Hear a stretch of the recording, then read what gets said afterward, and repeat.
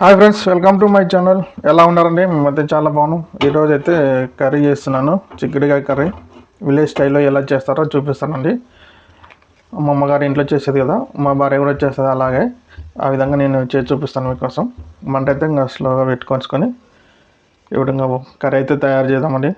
ఈ కర్రీ మీకు నచ్చినట్టయితే ఒక లైక్ చేయండి, షేర్ చేసి సబ్స్క్రైబ్ ఫ్రెండ్స్.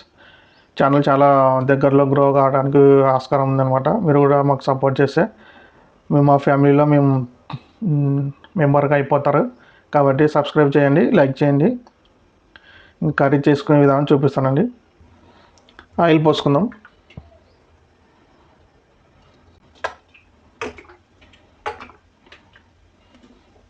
ఆయిల్ వేడెక్కింది. కొంచెం జీలకర్ర, ఆవాలు వేసుకున్నాను. నెక్స్ట్ అండి ఆనియన్స్, పచ్చిమిర్చితో వేసుకున్నాం. వేసుకొని మొత్తం అయితే కలుపుకుందాం. బాగా పచ్చివాసన పోయేంత వరకు అయితే బాగా వేయించుకుందామండి ఆయిల్లో. చూడండి, ఆనియన్స్ అయితే ఈ విధంగా వేగినాయి కదా. వేగిన తర్వాత నెక్స్ట్ మనం చిన్నగా కట్ చేసుకున్న చిక్కుడుగా ఉంది కదా, ఈ విధంగా వాటర్లో కడుక్కొని, నేనైతే 2 సార్లు కడుక్కున్నానండి. ఇట్లా కడుక్కొని ఇంకా మనం తీసి దాంట్లో వేసేసుకున్నాం.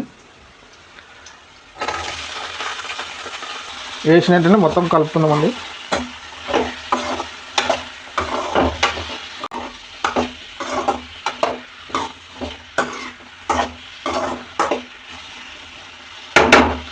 ఈ విధంగా కలుపుకొని మొత్తం అయితే మూత పెట్టేసుకుందామండి.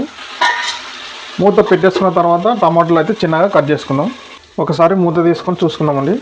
చూడండి, ఈ విధంగా అయితే వేగాలి. వేగింది కదా, వేగిన వెంటనే నేను చిన్నగా కట్ చేసిన టమాటాలను అయితే వేసుకుంటున్నాను. ఆ విధంగా వేసుకొని కలుపుకుందాం. ఇది కూడా మూత మూసుకొని బాగా వేగనిద్దామండి. ఒకసారి అయితే మూత తీసుకొని చూద్దామండి. ఈ విధంగా అయితే బాగా వేగింది కదా. ఫస్ట్ మనము ఆయిల్లో ఈ విధంగా వేయించుకుంటేనే మనం కూర అనేది పర్ఫెక్ట్ వస్తుందండి. కాబట్టి ఈ విధంగా మనం మొత్తం బాగా వేయించుకోవాలి కూరగాయని. తర్వాత రుచికి తగినంత సాల్ట్, చిటికెడు పసుపు, రుచికి తగినంత కారం వేసుకొని మొత్తం కలుపుకుందామండి.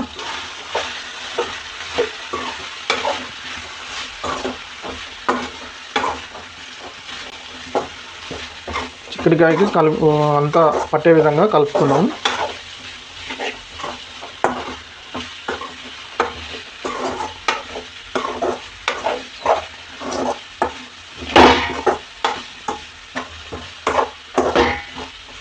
ఈ విధంగా కలుపుకున్నాం కదా, కొంచెం మూత పెట్టేసుకుందామండి. కారము, పసుపు, ఉప్పు ఆ చిక్కుడుకాయకి పట్టే విధంగా మూత మూసేసుకున్నాం విధంగా.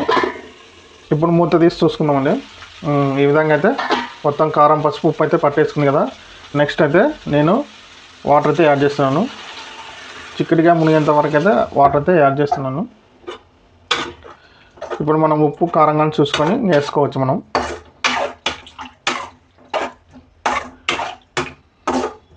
నాకు కొన్ని వాటర్ యాడ్ అవుతాయి, వాటర్ పోస్తాను.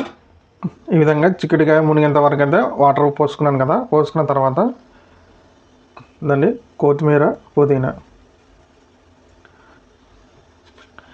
అదేవిధంగా ధనియాల పొడి, గరం మసాలా వేసుకొని కలుపుకుందామండి. ఈ ఉడికేటప్పుడు అన్నీ పట్టేసుకొని మసాలాలు కూడా బాగా కర్రీలో బాగా మంచి ఫ్లేవర్ వస్తుందన్నమాట మసాలాలు.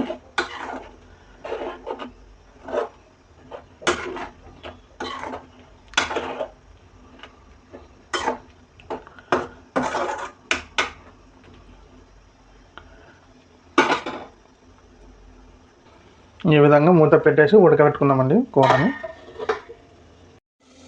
మూత తీసి చూసుకుందామండి. చూడండి, వాటర్ అయితే మొత్తం ఇంకిపోయినాయి కదా. ఈ విధంగా కూర అయితే తయారవుతుంది.